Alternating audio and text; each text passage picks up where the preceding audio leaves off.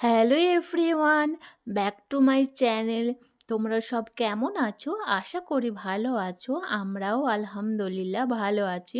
তো অনেক দিন পর একটি লং ব্লগ আবার নতুন করে শুরু করলাম বলতে পারো, তোমাদের ভালোবাসায়।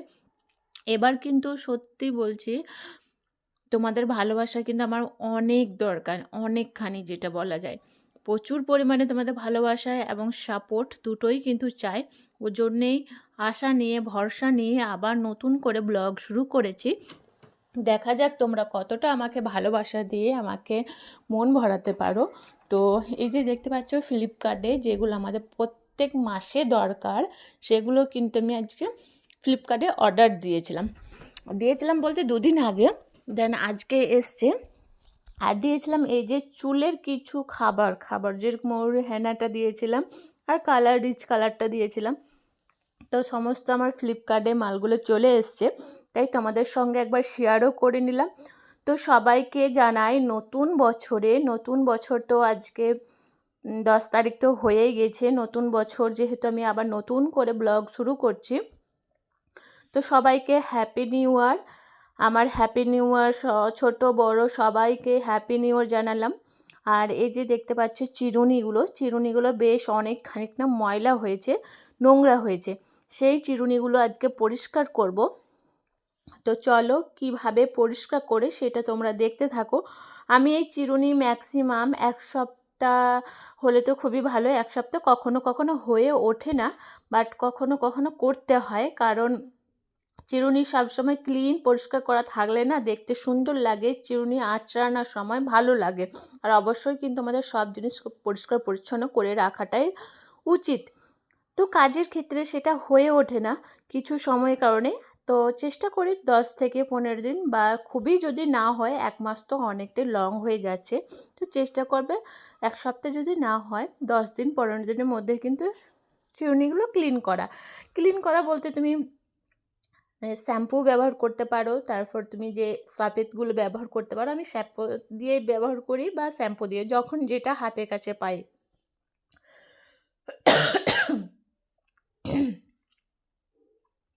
হাতের কাছে তুমি যেটাই পাবে সেটা নিয়েই তুমি কাজ চালিয়ে যাবে। এই নয় যে এটা নিয়েই তোমাকে ইউজ করতে হবে, এই নয় এইটা নিয়েই তোমাকে কাজ করতে হবে।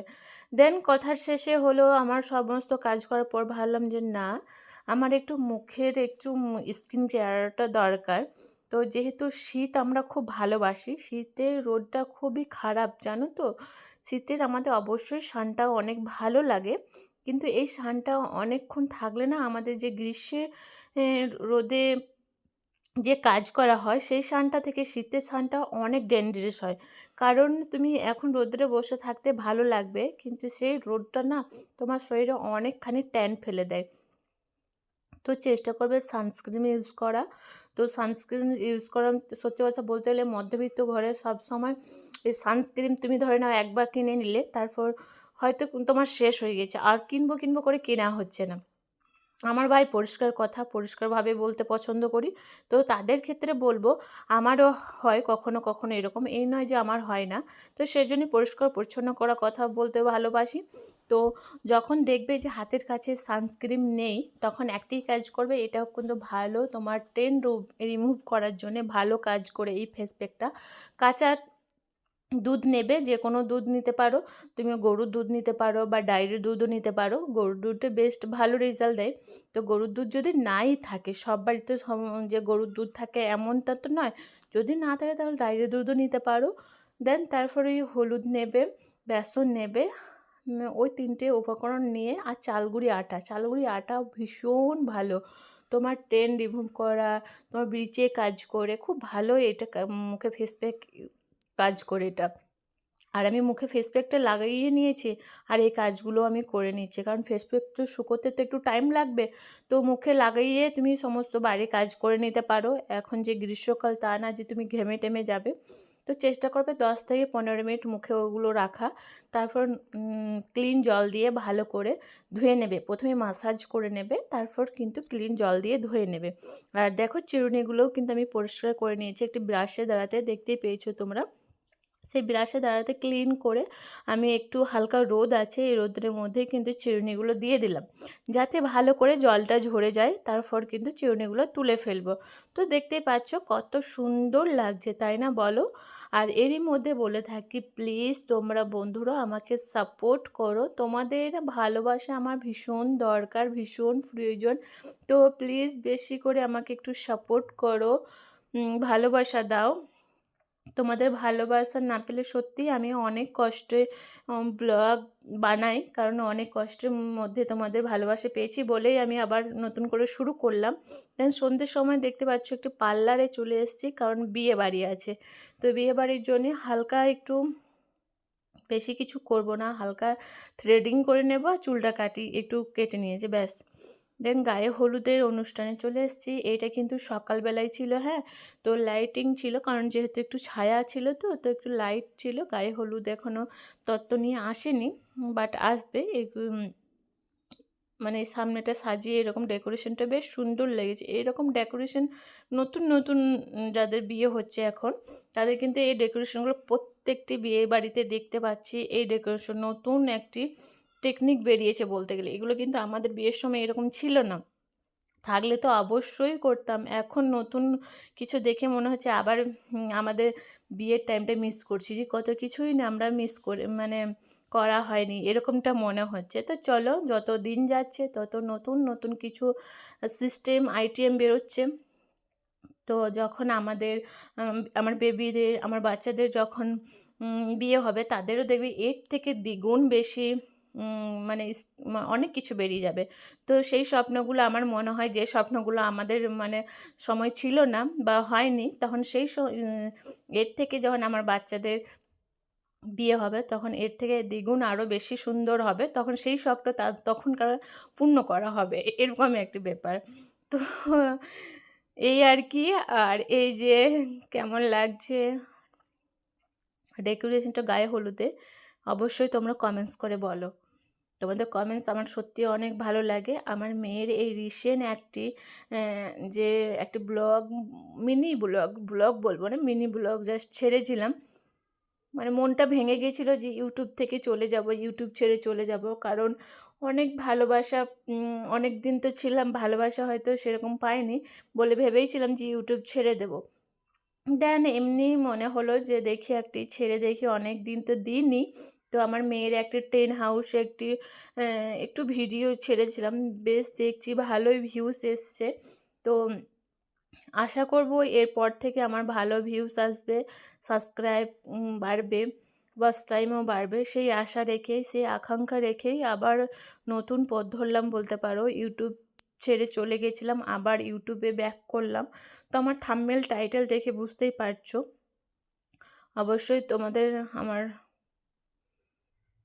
মানে আমার জায়গাটা বিলিভ করতে পারছো, কী রকম সিচুয়েশন হয়েছিল বলে আমি এই সিদ্ধান্ত নিয়েছিলাম যে আমি ইউটিউব ছেড়ে চলে যাব, ইউটিউব আর করবো না। তো আবার রিটার্ন এসেছি। এর মধ্যে তোমাদেরকে বুঝতে হবে যে এর থেকে আবার যদি কোনো দিন যদি মন ভেঙে যায়, সত্যি কথা বলতে ইউটিউব জগৎ কী জিনিস, সেই জিনিসটা আমি আর চিনবো না, আর বুঝবো না। মানে অনেক আকাঙ্ক্ষা আশঙ্কা, প্রথমে যখন একটি চ্যানেল খুলি তখন সে কি আশা, কত আকাঙ্ক্ষা থাকে, সেই আকাঙ্ক্ষা দ্বিগুণ নিয়ে আমি কিন্তু আবার ব্যাক করেছি। তো তোমরা একটু ভাববে কি করবে না করবে। দেন এই যে কনেটা দেখলে গল্প করছিল, আর মাম্মামের চকলেট নিয়ে এসছে ওর পাপা, কারণ মাম্মামের হাতটা না কেটে গেছে। তো খেলা করতে করতে আঙ্গুলটা কোন সময় কিভাবে কেটে গেছে বুঝতে পারিনি। তো অনেক কান্নাকাটি করছিল, তাই ওর পাপাকে ফোন করার পর অফিস থেকে আসার সময় এই যে একটি চকলেট নিয়ে এসছে। এই চকলেটটা পেয়ে অনেক খুশি। শুধু বাচ্চা নয়, বড়দের ক্ষেত্রেও মনে হয় কিছু ভেঙে গেলে বা কিছু মন খারাপ হলে, কিছু হলে মনে হয় কিছু একটা গিফট পেলে বা কোনো একটু ভালোবাসা পেলে অনেকখানি মনটা ভরে যায়, তাই না? তো এ তো ছোট মানুষ, তো এ একটু চকলেট পেয়ে অনেক খুশি। মানে ব্যথা অনুভবটা যে ছিল, যে ব্যথাটা ছিল, সেই ব্যথাটা আর মনের মধ্যে নেই। সেই চকলেট পেয়ে ও অনেক হ্যাপি হয়ে গেছে। তো বললাম অনেকটাই বড় চকলেট, তো যেহেতু বিয়েবাড়ি যাব, তো এত বড় চকলেটটা আর খেয়েও না। তো বললাম জাস্ট একটু খাও, তারপর ফ্রিজে রেখে দেবে। তো চকলেটটা খেয়ে নিয়েছিল একটু, আর আমাদেরকেও দিয়েছিল, আর বাকিটা ফ্রিজে রেখে দিয়েছিল। তো মাম্মাম কিন্তু এটা গুড হ্যাবিট বলতে পারো। প্রত্যেকটি বাচ্চা মনে হয় এরকম, যারা জানে না বা কোনো বাচ্চারা মানে খুব একঘেয়েমি হয়, তাদেরকে বলব যে সবাইকে এটা ভাবে যদি শেখানো হয়, সবাইকে দিয়ে খেতে হয়, সবাইকে মিলেমিশে নিয়ে থাকতে হয়, তাহলে না এই বাচ্চাগুলো একটা গুড হ্যাবিটে পরিণত হয়। বাচ্চা মানুষ তো তখনই দিতে চাবে, আবার তখনই দিতে চাবে না। তো এসব মাইন্ড করলে হবে না। দেন মামামকে এই যে মেহেদি পরে দিয়েছি, আর আঙুলটা যে কেটে গেছিল না, ওখানটা ব্যান্ডেজটা খুলে একটা চিট দিয়ে দিয়েছি। যেহেতু বিয়েবাড়ি যাবে আর সাদা কাপড়টা থাকলে না মানুষের চোখের ওটার দিকেই নজর যাবে, তো একটি চিট দিয়ে দিয়েছিলাম। আর মামাম মেহেদি পরতে চেয়েছিল, তো সেই জন্যে মেহেদি পরে দিয়েছি। যেহেতু স্কুল আজকে আজকে তো স্যাটারডে, সানডে, মানডে ৩ দিন ছুটি আছে, তো সেই জন্যই বললাম চাইনা মেহেদি তো উঠে যাবে, কারণ ওদের স্কুলে মেহেন্দি টিপ, কানের রিং এসব কোনো কিছুই অ্যালাউ নেই। তো সেই জন্যে চাইনা মেহেদি পরিয়ে দিয়েছি, কারণ এই ৩ দিনের মধ্যে মেহেদিটা তখন উঠে যাবে আর ওর মনটাও ভরে যাবে। দেন কনফিউজে পড়ে গেছি আমি শাড়ি নিয়ে। তো চলো তোমরা এই কনফিউজ থেকে আমাকে উদ্ধার করো। তো কী শাড়ি পরবো না পরবো বুঝে উঠতে পারছি না। তো শীতকাল তো ভাবলাম একটু হেভি একটু শাড়ি পরবো, একটু ভারী ধরনের। তো সমস্ত শাড়িগুলো তো কিন্তু আমার ১ থেকে ২ বার পরা কিছু শাড়ি হয়েছে বা এখনও অবধি পরাই হয়নি, এরকম একটা ব্যাপার। কারণ শাড়ি তো আমি ভীষণ পরতে ভালোবাসি, কিন্তু শাড়ি পরা হয়ে ওঠে না সবসময়। কিন্তু আমি অনুষ্ঠান বাড়ির সময় আমি চুড়িদার পরতে একদম ভালোবাসি না। যেহেতু আমার ভালো লাগা একটি শাড়ি, তো সেই শাড়ি আমি মনে হয় কোনো অনুষ্ঠান বাড়ি গেলে, কারুরই বাড়ি যদি মানে দেখা করতে যাওয়া হয়, কেউ রিলেটিভ বাড়িতে কেউ মানে কোনো কিছু নেমন্তন্ন করেছে, তখন না আমি শাড়ি পরে যাই। তো আমার শাড়ি পরতে আমার ভীষণ ভালো লাগে। ওই জন্যই মনে হয় শাড়িটা তখন পরলে ভালোই লাগে। আর চুড়িদার সবসময় বাড়িতে তো পরাই হয়। ঘুরতে গেলেও সেই চুড়িদার, শাড়ি তো খুব কমই পরা হয়। আর এর মধ্যে আমি কনফিউজে পড়ে গেছি কোন শাড়িটা পরবো। তো তোমরাই চুজ করে বলো তো আমি কোন শাড়িটা পরে গেলে আমাকে ভালো লাগবে। তো অবশ্যই ভালো লাগা সব শাড়িগুলো, তাও মনে হচ্ছে কোন শাড়িটা পরে যাব। তো এই কনফিউজ থেকে তোমরা আমাকে উদ্ধার করো যে কোনটা বিয়েবাড়ি পরে গেলে ভালো লাগবে। তো সব শাড়িগুলো আমি সাজিয়ে রেখেছি। তো এরই মধ্যে থেকে তোমরা চুজ করো সব শাড়িগুলো কোনটা পরে যাব। আর মাম্মামকে কিন্তু রেডি করে দিয়েছি। মাম্মামকে রেডি করে, কারণ বাচ্চা মানুষ তো, ওকে আগে রেডি করে নিয়েছি। কারণ যেহেতু আমাকে ডিস্টার্ব আর না করে, সেই জন্য ওকে পারফেক্টভাবে সুন্দর করে রেডি করে তারপর আমি রেডি হব। কারণ রেডি হওয়ার পর বাচ্চাকে সাজানো গোছানো খুব ডিস্টার্ব হয়, খুব মুশকিল হয়। সেজন্য ওকে আগে সাজিয়ে দিয়েছি ওর মনের মতন করে। দেন ওকে ফোনটাও দিয়ে দিয়েছি, বলেছি ফোন দেখো, নাহলে তুমি একটু খেলা করো বা ওইভাবে ওকে ব্যস্ত রেখে দিয়েছি। তো আজ ব্লগটা কেমন লাগলো